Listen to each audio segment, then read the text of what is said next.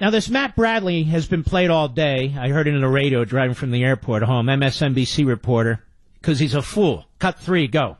Well, Katie, what I've seen here just yesterday and last Friday was horrible violence. You saw tens of thousands of young people crossing fields between the urban part of Gaza and the Israeli border, essentially trying to walk across this heavily militarized border. Why are they doing that? Who told them to do it? Who forced them to do it? Matt. And I notice you're not reporting from the Gaza side either. What's with that, Matt? Go ahead. Armed. Now, as it's easy to say they were completely unarmed. They had some light weapons. A lot of them would be burning tires or rolling tires to try to melt the razor wire. They had slingshots. They had a new and crazy invention, incendiary kites, where they would try to loft kites and set them on fire to try to light up some of the agricultural fields. Tell me, Matt, how many people were on that border rioting? How many were rioting? How many tens of thousands were rioting, and what was their purpose?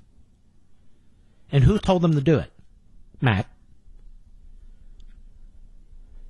And who told them to hide their guns and knives under their clothes, Matt? And what was their mission? To kidnap Israelis, right, Matt? How about those tunnels, Matt? How about the money pouring into this militia army from Iran and Turkey and the Muslim Brotherhood, Matt? Did you mention that Hamas is a terrorist group, Matt? Did you mention that they train their little children to be suicide bombers, Matt? They've been doing that now for decades. Not a word. Nothing. Did you mention, Matt, that the Israelis are not trying to cross the border to Gaza, but that Hamas has ordered its people to cross the border into Israel? Have you also mentioned that they do this every May 14th or 15th, Matt? Have you mentioned that Israel faces 150,000 missiles, Matt? Go ahead.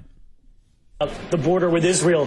But these were hardly the kind of weapons that could frighten any Israeli soldier who were armed sniper rifles and who later on in this afternoon were using artillery to fire not only near some of the Hamas locations that they had identified, but even near us, about 100 meters. No, they were shooting artillery to try and scare them. Matt, can't you tell the truth? Go ahead. Me and my team this afternoon, we were nearly hit by some artillery. So it's kind of hard to imagine how these Israeli troops could have been threatened by a lot of these young people who were really not peacefully demonstrating, but peacefully by comparison to the Israeli soldiers. And indeed, no Israeli soldier has been killed, and nearly 100 Palestinians have died in the past 7 weeks of protesting. Listen to the language. Well, now, you Israeli soldiers, you got to sacrifice a few of them. You know, if we could get 20 or 30 killed. Now, it wouldn't satisfy Matt Bradley. It'd still be 100 to 20 or 30. But that would help with the PR, with MSNBC. This reporter has blood on his hands, too. He's doing exactly what Hamas wants him to do. And he's doing it. Jessica Stone, Peter Alexander. This is what Hamas does. I didn't invent this. This is what they've told their people. This is what they've said.